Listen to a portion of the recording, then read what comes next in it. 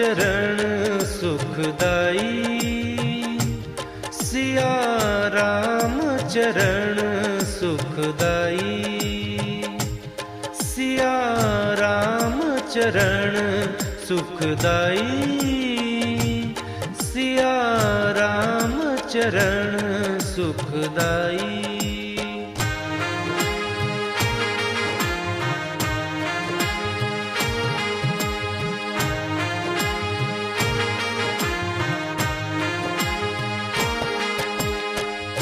पावन माटी के दर्शन जहाँ, पावन माटी,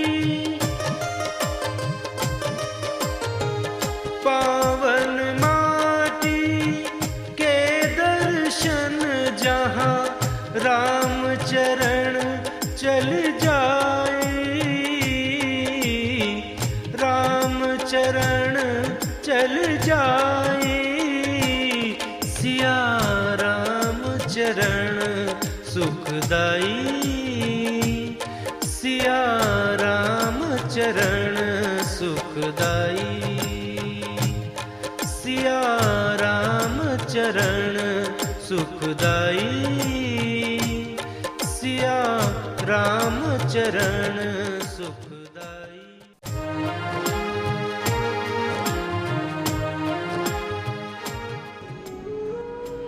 भाई और बहनों, जय श्री सीताराम। हमारे पास मन है और आंखें हैं। कभी कभी आंखें जो कुछ देखती हैं, जिह्वा उसे बता नहीं सकती, और मन जो उसे देखता है, जिह्वा की बताने की सामर्थ्य नहीं।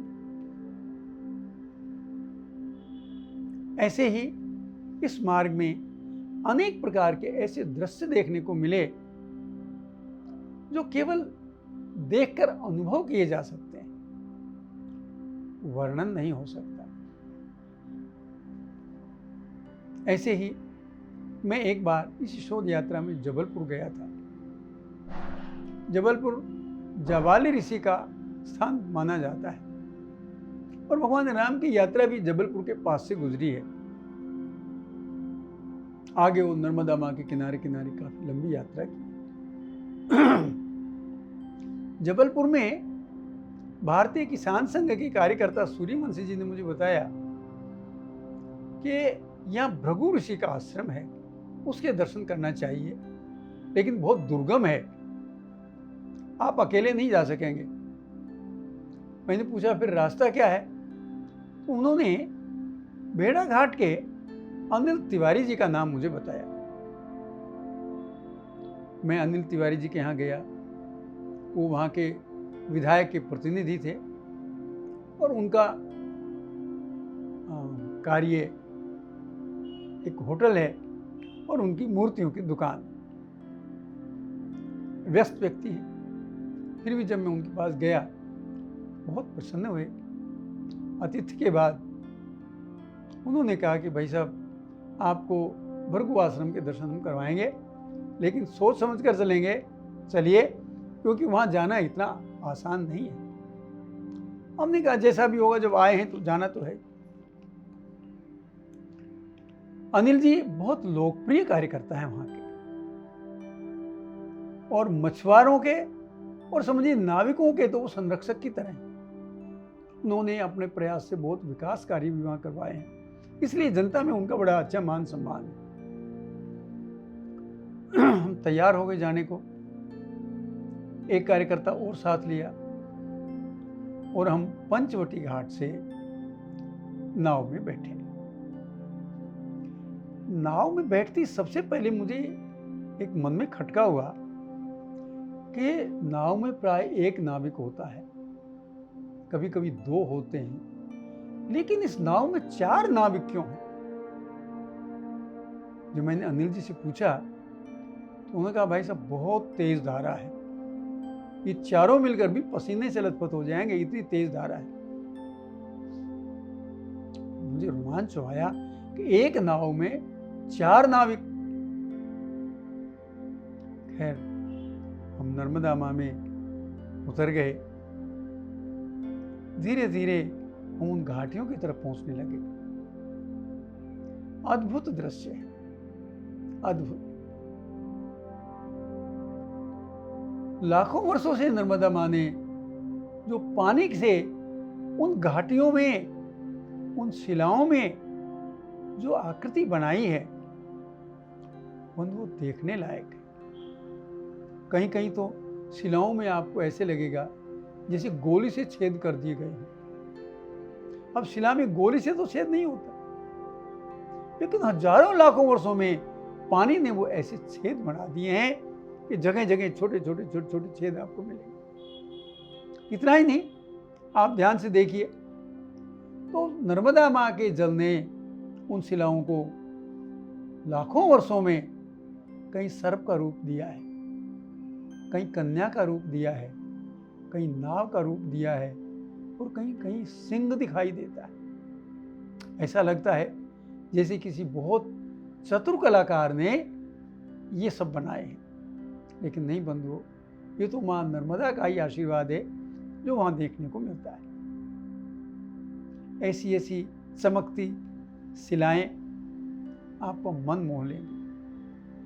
हम जैसे जैसे आगे बढ़ते चले गए, धारा उतनी तेज होती चली गई और नाविकों को परिश्रम करना बढ़ गया। एक जगह तो ऐसे हम पहुंचे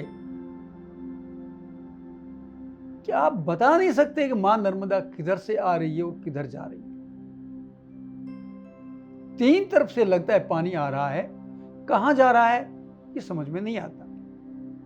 मैंने अपने जीवन में किसी नदी का पहले बार ऐसे रूप देखा कि आप नदी में बैठे हैं और आप ये नहीं कह सकते ना नदी किधर से आ रही है और किधर जा रही है। अद्भुत दृश्य था, लेकिन नाविकों को उसमें बहुत परिश्रम करना पड़ रहा था। उन शिलाओं को देखते देखते देखते हम आगे बढ़ते जा रहे थे। बंधुओं, मैंने जैसा कहा, वो शिलाएं देखकर ही मन को पता चलता है कि वो कैसा है। हमारी आंखें उनका वर्णन नहीं कर सकती, हमारे जिह्वा उनका वर्णन नहीं कर सकती, आंखें केवल देख सकती। तो हम एक समय आया कि बहुत तेज धारा के बाद वो नाव एक शिला के पास रुकी, चट्टान के पास, और हम उससे उतर लिए। अनिल जी ने तीसरे कार्यकर्ताओं को कहा, भाई आपकी आवश्यकता नहीं है, आप नाव में बैठ के वापस चले जाओ। अब तो असली आनंद, रोमांच का समय था। जिन शिलाओं को हम दूर से देख रहे थे, अब हमें उनको छूना था, उनके ऊपर चढ़ना था। लेकिन बंधुओं, वो शिलाएं दूर से जितनी सुंदर लग रही थी, जितनी मनमोहक लग रही थी, जब उनके ऊपर जब चलने का समय आया, बंधुओं, हम पसीने से लथपथ हो गए। एकदम खड़ी चढ़ाई, जैसे पर्वतारोहण हो। हमने तो पर्वतारोहण घर में टीवी पर सोफे पर बैठ कर देखा है, आज तो सचमुच पर्वतारोहण जैसी स्थिति थी। तो बंधुओं, मैं बता नहीं सकता कि उसमें कितनी परिश्रम और कितनी हमें थकान हुई। मेरी आयु उस समय लगभग 48-49 वर्ष की थी और तिवारी जी तो युवक थे, 27-28 वर्ष के थे। मेरे साथ समस्या ये थी कि मैं एक दिन पहले ही बुखार से उठा था। लेकिन अद्भुत ये कि तिवारी जी जो उन शिलाओं पर जाते रहते थे, वो भी हाँफने लगे चढ़ते उतरते। लेकिन मुझे भगवान ने कहां से शक्ति दी, मैं उनके पीछे पीछे चलता रहा। थोड़ी दूर जाने पर तिवारी जी ने मुझे चेताया कि आप चलते चलते इन जो घास फूस है इस पे पैर रख रहे हैं, ये खतरनाक हो सकता है। पूछा कैसे? बोले इन सब में सांप छिपे होते हैं, इसलिए घास फूस से बचकर चलो, साफ शिला पर पैर रखो। अब तो मन में भय व्याप्त हो गया, यहाँ आना तो खतरनाक भी है। बंधु, जैसे तैसे बचते बचते जा रहे थे, मैंने एक समतल भूमि पर पैर रखा तो मेरा पैर धंस गया। तिवारी ने कहा जल्दी निकालो पैर। मैं उछल के पैर निकाला। मैंने पूछा क्या बात है? बोलो ये कोई बिल है? इसमें तो सांप हो सकता है। बंधु और मन में भय व्याप्त हो गया। अब बात थी कि हम इन शिलाओं को तो देख रहे हैं, कैसी चमकीली हैं, कैसी गोल हैं, कैसी नुकीली हैं, कैसी चौकोर हैं, क्या क्या उनका आकार है। कोई मछली जैसा आकार है, कोई कछुए जैसा आकार है, कोई सिंह जैसा आकार है। उनको देखते देखते एक तरफ जहाँ सांप का भय था, दूसरी तरफ हम उसकी सौंदर्य में भी खोए हुए थे। अब असली बात आई, हमें तो भृगु ऋषि का आश्रम देखना है। आश्रम क्या, दूर से दिखाई दे रहा था, एक छोटा सा मंदिर जैसा था, लेकिन थोड़ी दूर आगे जाने पर पता चला वो शिलाओं की ओट में आ गया और हम उसे देख नहीं सके। आधा किलोमीटर चलने में हमें लगभग 3 घंटे लगे, इतना कठिन रास्ता था। हम थोड़ा आगे गए तो अनिल तिवारी जी को संदेह हो गया कि कहीं मंदिर पीछे तो नहीं छूट गया, हमें दिखाई नहीं दिया, क्योंकि चट्टानों की ओट में था, एक बार बार देखना पड़ता था। संदेह हुआ, आगे पीछे ऊंची नीची बहुत ऊंची चट्टान पर चढ़कर देखा तो पता चला कि लगभग 100 गज दूर हम पहले छोड़ आए। बंधुओं, हम भृगु गुफा में बैठे रहे और अनुभव करते रहे कि उन ऋषियों का जीवन कैसा रहा होगा। इस गुफा में आसपास में दूर दूर तक किसी भी तरह की व्यवस्था नहीं है। वो ऋषि यहाँ कैसे जीवन यापन करते होंगे।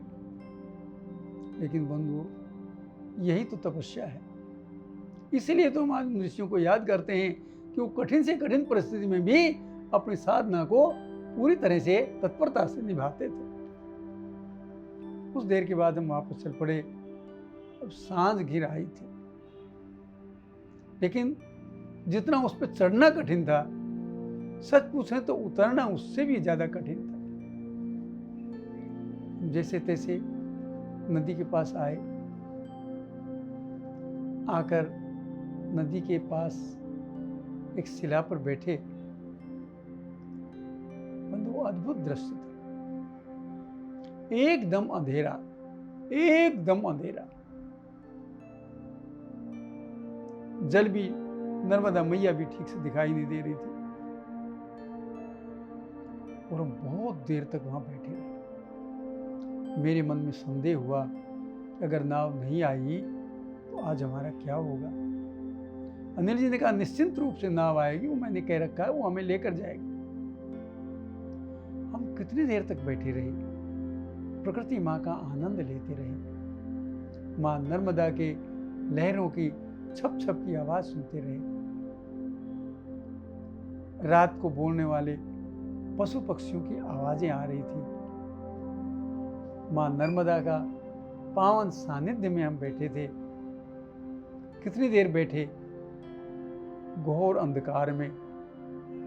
तब लगता था ऋषियों का जीवन ऐसे ही चलता होगा जैसे आज हम प्रकृति माँ की गोद में बैठे हैं। ऐसे ऋषि प्रकृति माँ की गोद में बैठकर साधना चिंतन करते हैं। इसीलिए तो वो ईश्वर के उतना निकट है। बंधुओं, वहाँ हम केवल मौन बैठे थे।